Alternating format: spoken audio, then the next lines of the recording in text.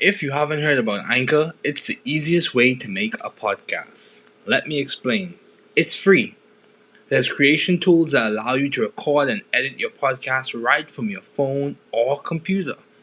Anchor will distribute your podcast for you so it can be heard on Spotify, Apple Podcasts, and many more. You can make money from your podcast with no minimum listenership. It's everything you need to make a podcast in one place. Download the free Anchor app or go to anchor.fm to get started.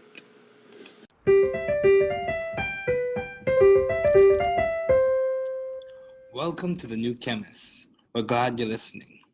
Feel free to download this podcast on Google Podcasts, Apple Podcasts, and Spotify.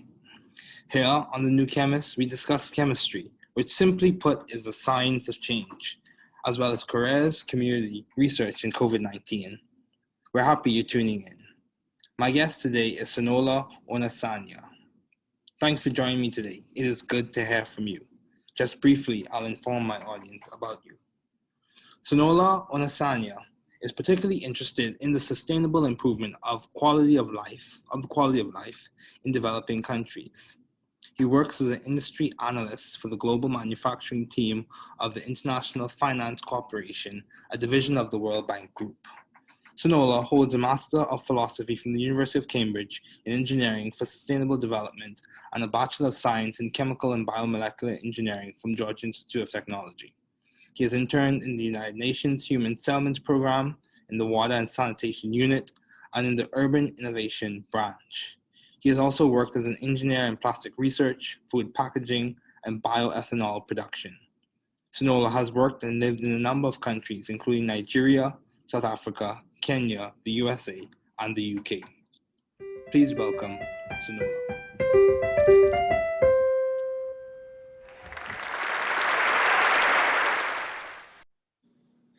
Thank you, Social, for joining me today. It is good to have you here. Happy to be here, man. Happy to be here. Yeah. So, what have been your long-standing interests in the field of science? So I'm gonna say two different things.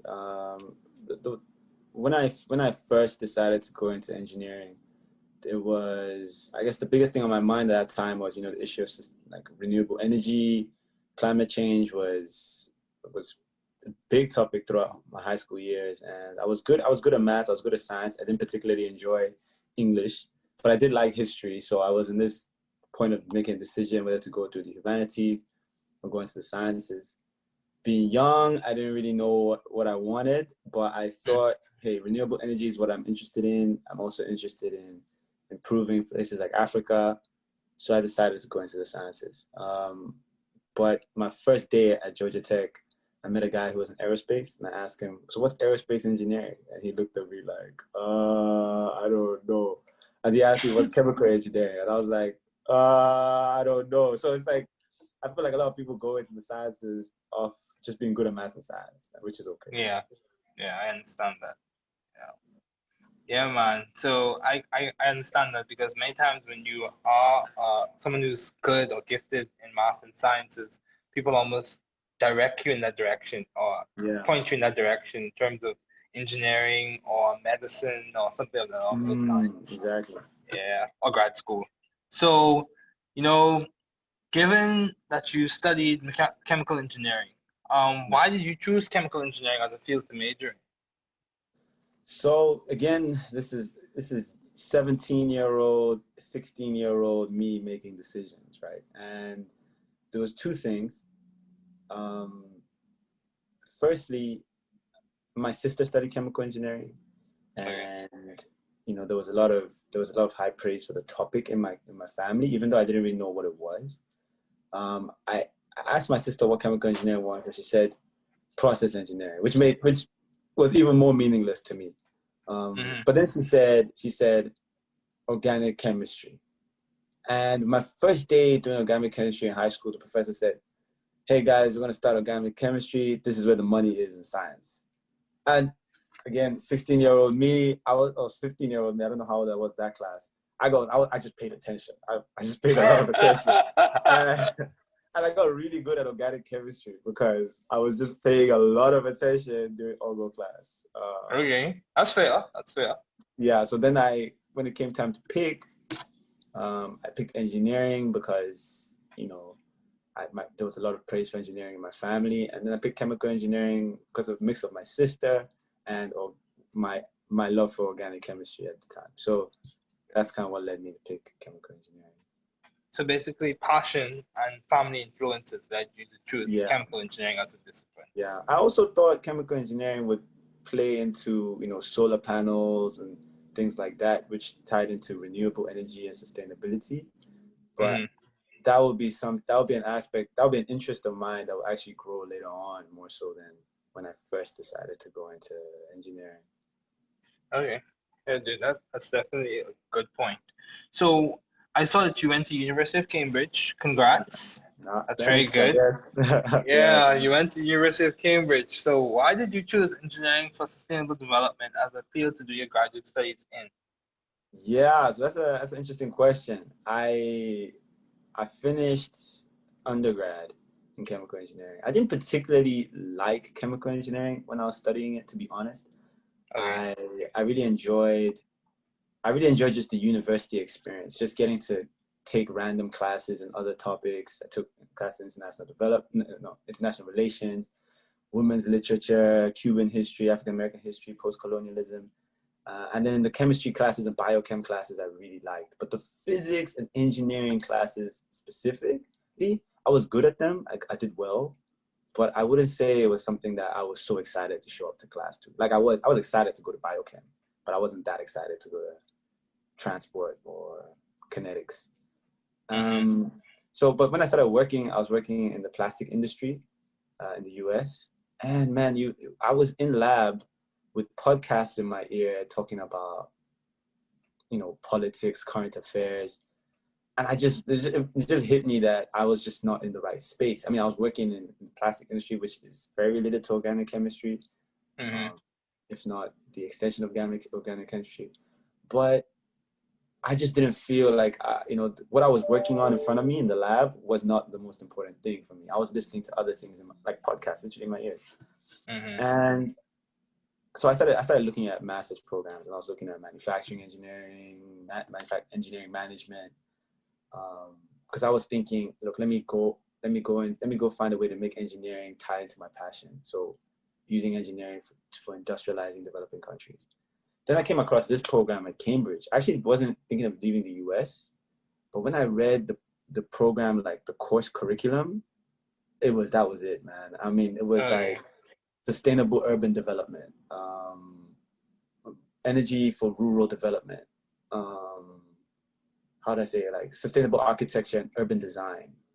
I was like, okay, this is it. This is what I'm looking for, you know? Okay. And it was just straight. It was like engineering. It was a program for engineers. I mean, maybe you ask me some questions on this later on, but I'll say it was the best year of my life, man. And wow, that's I would good. wake up. I say this to everybody. I wake up on a Tuesday. It doesn't matter if it's a Tuesday or Saturday. Every day was just. I would forget what day it was.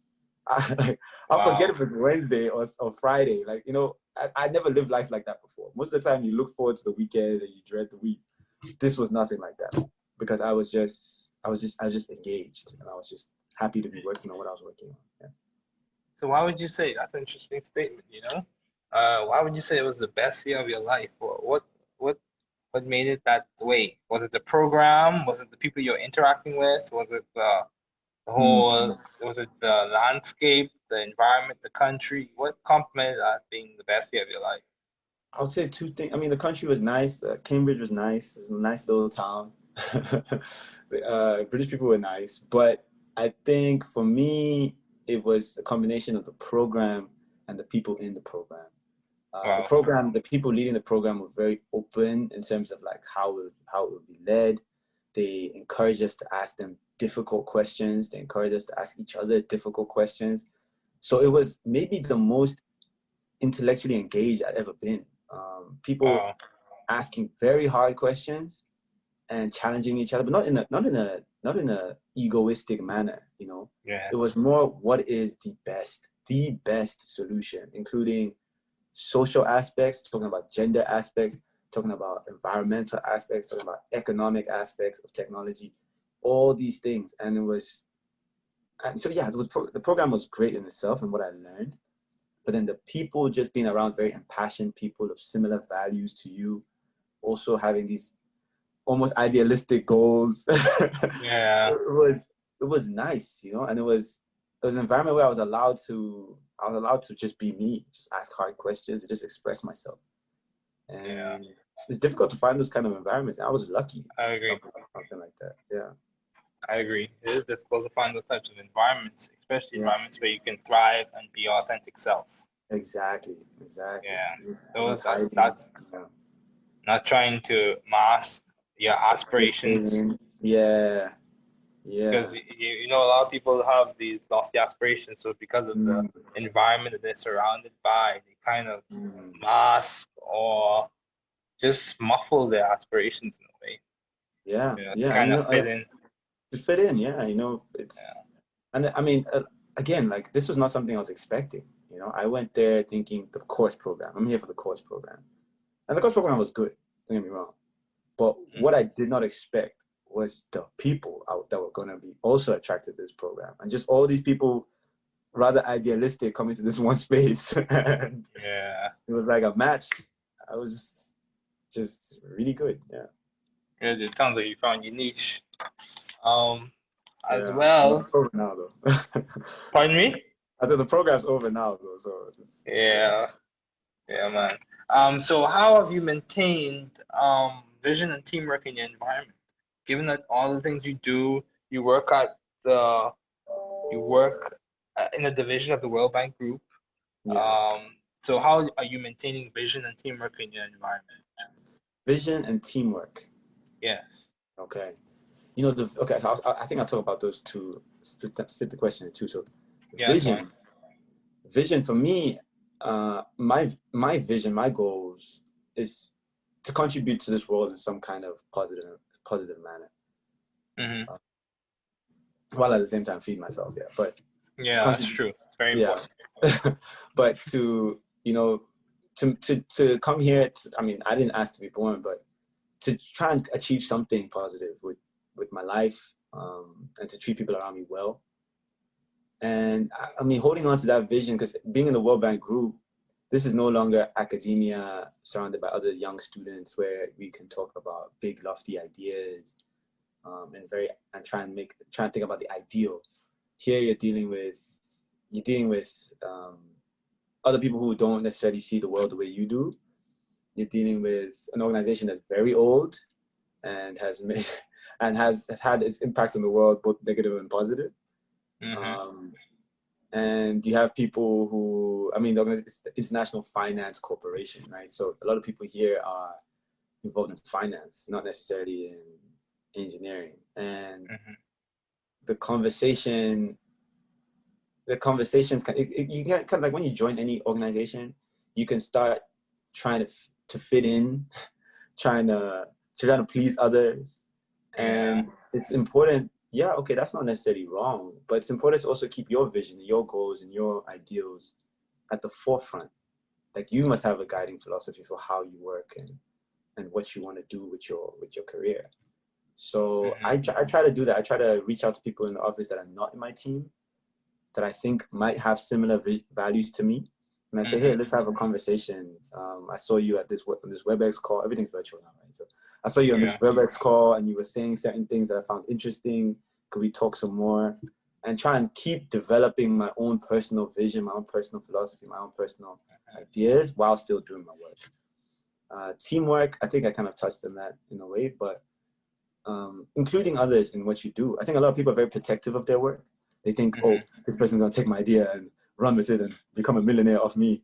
But most of the time, no. Most of the time when you expose your idea to critique, maybe not a baby, like very just budding idea, but you have a little bit of an idea and you expose it to critique, you find that the people who want to talk about it are people who have similar interests to you, similar values to you. People who are not interested don't want to talk about that idea. And not just that, but then people also add their critiques and they will help you develop your ideas. So teamwork, people people should never see themselves as, I'm going to save the world. I'm going to be the one to make the company $1 million. It's not likely. And the best way that you will save the world / make the company $1 million is to work with other people and be open and be vulnerable and yeah. Yeah, I completely agree. Synergy is very important. You know, like many people say that some of these statements are quite common. You know, may have a dream, but you can only go as far as your team. Yeah. You know? And many times, you know, one is good, but more than one many times is better when it comes to working on an idea or goal. Yeah, I mean, remember the statement. Yeah, I was gonna say, like, you being in academia and a PhD, you're gonna be presenting your work to different places, and people are gonna be asking you questions, critiquing, and it's a positive thing, right? That helps you. Oh, I never thought about that. Let me Exactly. Let me add that in. Yeah. Yeah, that's a part of the learning process. You know, like sometimes, you know, and this is an analogy. You know, when a potter is making a piece of a vase or some type of ceramic, you know, many times the potter has to shape, mold, take away, heat up, put some coats on it. It's a process. Yeah. And all of those things are part of the process of learning and growing and developing into your full self and actualizing you as a person. 100%. Yeah. Yeah. So, yeah, I think what you were saying, especially in terms of, you know, making sure that you maintain your personal philosophy as you work in an environment, and as you seek to fulfill the missions and goals of the environment that you're working in, maintaining your personal philosophy. The thing that actually crossed my mind was, you know, if in another analogy, you know, in chemistry, and this is an analogy from chemistry. Every element has a characteristic transition in terms of from the homo to the lumo. And when it relaxes, it releases a specific frequency of light. Yeah. That light is characteristic of. So each one of us has something characteristic about our lives. And you know, the thing that's so beautiful in chemistry is when you see multiple lights together. So multiple characteristic transitions or multiple frequencies of light together, and you get this beautiful spectrum. This beautiful spectrum. Exactly. Yeah. So I think it just makes it worthwhile when you work together with people. So along those same lines, you know, you've been to Cambridge. And that's not an average school, I think, by any standard. So I would say in some ways you have been successful as a student. So how have you been successful? Yeah, how would you say you've been successful? You know, If you and one more question to add on to that. How have you been successful? And if someone listening to this podcast was saying, I want to go to Cambridge as well, what would be your advice to that person who wants to go to Cambridge? Okay, so I'll go on this. I'll be on the second question: how to go to Cambridge. I think that firstly, I think Thomas should ask the question: why do you want to go to Cambridge? I mean, yes, that's important. I think that's important. That's important. I think Cambridge is a place, and they keep certain things there, and they do research on certain things there. But it might be that what you want to research, what you want to be, doesn't align with what's going on in Cambridge. So one person's going to Cambridge and is success and it's in line with what they want to do, that's great. Somebody going to Cambridge and not in line with what they want to do, then you're just trying to get a title or you're just trying to get something for the CV. I mean, not necessarily a negative, but ask yourself, you have limited time on this planet. Do you want to spend it just getting a title? That's true. So how to go to Cambridge though? I think, I mean, I'll say how I got there. I took a risk. You know, I was on a work visa in the United States and going to Cambridge, and the masters in Cambridge are not called Masters of Arts, Masters of Science, they're called Masters of Philosophy. So I didn't know if this was, and I never heard of Masters of Philosophy before, so I didn't know I was going there to study a real degree. I was like, oh man, I don't know what this is. Sounds like the hidden curriculum. Yeah, so I took a risk when I decided to leave my job, become a student, go back to school, go to Cambridge, leave the United States with no assurance that I was going to come back. And this is the biggest job market, so that's a big thing. And so I took a risk, and at the same time, I was very honest in my application. I said, this is what I see in your program. This is what I want to do. This is why I think I need to come to your program. And this is why I think you would like me in your program. That's all I said. Of course, there was stuff that I'd done before. I expressed what I did for fun. I talked about the fact that I danced salsa. I talked about all that in my essay. I talked about how I was volunteering and trying to help my community. Luckily, I had done a program in undergrad where I did well. Well, luckily, or, thankfully, that's the word. And those two things coming together, my personal aspirations and interests and my past academic success, and they accepted me. So I don't think they would turn you down if your grades were a little bit lower than me. And I don't think they would necessarily accept you out of the blue if your grades were a bit higher than me. I think it's the combination of those two. This is who I am. This is what I've done. And would you let me in? And I think for undergrad, I didn't get into a lot of schools. I got into maybe 3 schools. But for master's program, I got into almost every school I applied to. And I think not necessarily because my grades were so good, but because I had a better idea of what I wanted to do. And what I was writing to them, what I was showing them about myself, I think they understood this is a guy who has a certain goal. And our program aligns with his goal, and he looks like he can succeed here. So let's let him in. And I think for any girl, guy, or any person who wants to apply to these kind of big schools, let's be sure it's what you want and not what you think other people want out of you. Yeah. And sorry, that was a lot about how to be successful. It's going to be a really easy one. Work with others, study groups, friends, access to past papers. That all comes from other people. So you gotta make friends. I agree. Georgia Tech, and you will not do well. No man's an island. Yeah. I completely agree. Yeah, man. So given all your responsibilities and accomplishments, how do you maintain a balanced life? Or strive to maintain a balanced life? That's a tough one. That's a tough one. And I know, that's a tough one. I think sometimes it's easier. Like when I was in Cambridge, it's a bit easier because the people I was surrounded by were so similar to me in the sense in terms of values. So they also liked doing things after class. So they would invite me for things. I didn't always have to plan my week. Tuesday, someone would just say, you want to go do this? And it'll sound nice, so I'll go do it. But now in the working world, or when you're working, it's a bit more, especially during COVID times. Yeah. You really gotta take care of yourself. I mean, look, you see me here. There's nobody here. There's nobody next to me, right? So I'm alone for hours of the day, and that's not good.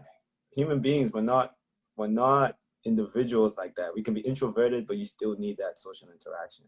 You need it to stay mentally healthy. So I'm every day, man, I'll joke you not, I try to take a walk with someone. I hit up with my friends in the town and want to take a walk. If they're somebody who wants to wear their mask outside, fine, I'll wear my mask with you. I will walk, but I need social interaction, man. And people need people. Yeah, just simple, nice conversation that helps me stay balanced. It really, really does. Yeah. So I say people shouldn't feel lonely. And then there are others who have like real commitments, like they have kids at home and things like that, and reach out for help as much as you can because we're all in this together. Many times we question whether we're alone, and some people may feel like they legitimately are alone, and that's understood, or at least people try to understand. But many times we think we're alone, but we're not. Just people shouldn't be scared to reach out to other people, friends, family, just to talk. It helps. And share what you're going through. It really helps. So stay balanced, man. I try to just talk to friends. Well, dude, that's your take on it. That's your take on it. Good friends. Along the same lines of community and not being alone. Personally, in my faith tradition, one of the things that emphasizes that God is for you, or your faith plays a large role in you having perspective when it comes to you encountering challenging circumstances, so that you Yeah, know that you're not alone in those circumstances. yeah. That's Even just when my faith. I like that one. Even when you're alone, there's other people you can reach out to, which is, Yes, like yes. just sit down Yeah, and there's a just community of people. talk to your God. In fact, maybe Yeah, not. Yeah, I yeah, find that inner peace. yeah. Finding the peace. Yes, but anyway, what have been your most effective and impactful ideas to date? My most effective and impactful ideas, man. I created this Yeah. technology that solved climate change now. Uh, uh, I think my dissertation I did for my master's program was one of the things I was really proud of. I was hard to come up with a topic, but essentially my dissertation focused on plastic pollution in Lagos, and Okay. goes on around a lot of developing countries and developed countries. Everybody's dealing with this issue of plastic pollution. In Lagos, it's extremely bad. With a heavily populated city, with not very good infrastructure, not very good waste collection or waste management infrastructure. So a lot of the plastic goes mismanaged into the environment. And I went to Lagos. I went to different parts of the city, interviewed different individuals, government officials, NGO workers, businesses, trying to understand what was the issue, what are the barriers to solving the issue, and what are possible solutions. I'm wanting to publish my dissertation, but I am so slow. I am so slow at editing it down for a journal. But Mm-hmm. I'm really planning. I'm really hoping to. If not, I'm just gonna put this thing on my LinkedIn page at least, just because it's just something to share. I would like to share. I can talk a little bit about the solutions that I'll talk about one thing about it. I know we're running low on time, so I'll wrap this quick. So there's a lot of waste picking that goes on in developing countries, and a lot of that waste picking is done by informal workers. A lot of those Okay. informal workers are children or struggling mothers, Wow. and it's not healthy work. It's not good public health work. It's not safe, and a lot of countries are not dealing with that informal labor that underlies their waste management infrastructure in a lot of countries.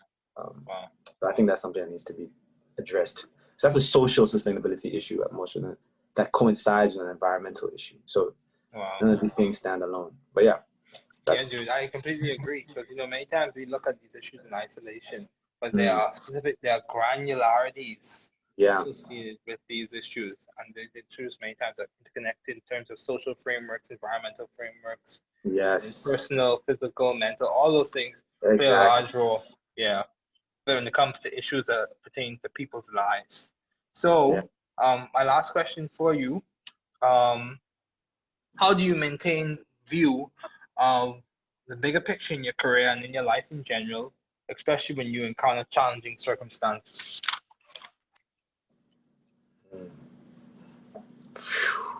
Do you have some type of personal philosophy, some Yeah. worldview? What is the guiding light? If I was to coin a phrase, use a phrase that's coined, what is the basis on which you stay optimistic? I think having a lot of people know what they don't like in society. Okay. But if you ask them, what is the society you would like to live in? A lot of people find it very hard to describe that society. So, I mean, that extends to a lot of things, like politics, a lot of things. People don't know, they know what they don't like, but they don't really know what they want. Wow. And so that's an interesting question, because do I know what I'm walking towards, what I would like to achieve in the future? When I know I don't like this, I know I don't like working here, I know I like this a little bit. I think if I think something I said in the beginning, if I could with my life, with my career, improve the quality of life for people in a sustainable manner, socially sustainable, economically sustainable, environmentally sustainable manner, I feel like I would have done enough. I don't, and again, this doesn't mean, you know, I alone fix climate change, but if I can make my contribution to the world in a better way, treat people around me well, as well as I would like to be treated, if not better. And I think I've done it. I think I've done enough. And people need to recognize when they've done enough, because a lot of people hold themselves to such high standards, so unrealistically high standards, and that can hurt you. Even when you're succeeding, you think you're failing. But it's just being humble enough to say, I've done enough. I've tried my hardest. That's it, and be satisfied with that. So that's it for me. If I know I'm trying my hardest, or I tried my hardest, then I've done enough. Then I can rest easy. If I know I haven't tried my best for people, then I know. Then it's on. Then I gotta address that. But yeah.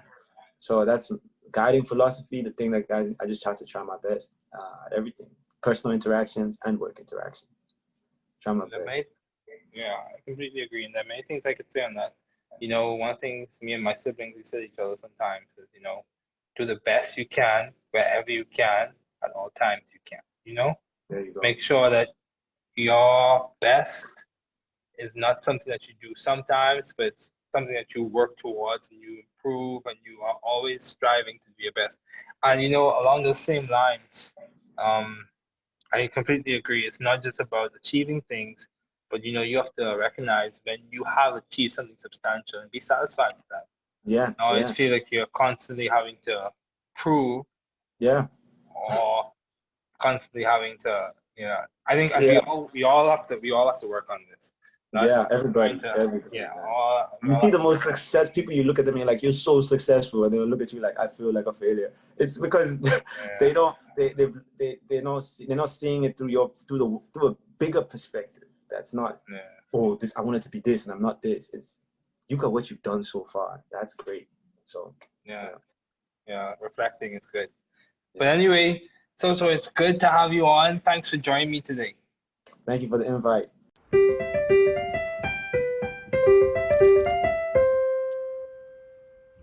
Thanks for listening. We're glad you were able to tune into this podcast. Once again, this is The New Chemist, where we discuss chemistry, which simply put is the science of change, as well as the other sciences, careers, community, research, and COVID-19. Thanks again for listening. Note, the views on this podcast represent those of my guests and I.